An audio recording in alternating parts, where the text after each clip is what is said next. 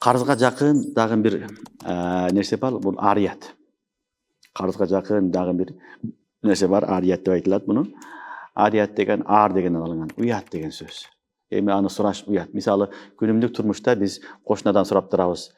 Эмне берип тур? Кетмениң берип тур, күрөгүң берип тур, араңды берип тур, балкаңды берип тур, тешеңди берип тур деп сурайбыз. Ал берет, кайтарып берет. Ушул алып аткан мамиле бар го, ушуну арият деп айтылат. Фукахалардын тилинде арият деп айтылат. Арият дегени буну сураш ар, уят. Ар ким өзүнө тың болуш керек. Ошо балтаң, тешең, мыгың өзүндө болсун. Ар дайым эле суранып жүргөн жакшы нерсе эмес. Бирок кошуналар бири-бириге берем десе, беришин сооп болот.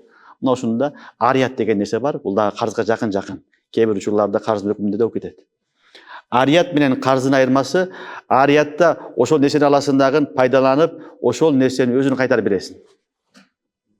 Кетменди алдың, баары иштеттиң, иштеткенден кийин эми кетмендин өзүнө кайтарып бересиң.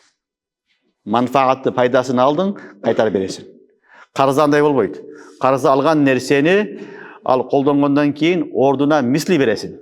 Ошол сыяктуу нерсени кайтарып бересиң. Бара бая айттык, будайды алдың, унду алдың, бир кап жеп алдың, эми ордуна бир кап ун алып бересиң. Түшүнүңөрбү? Ошон үчүн арият деген маселе бар. Бул дагы карыздын бир түрү, карызга окшош эле маселе. Кээ бир сүрөттөрдө карыздын өкүмүндө келет. Ал эмнекен? Ал алынган нерсенин өзүнө кайтарып берилет.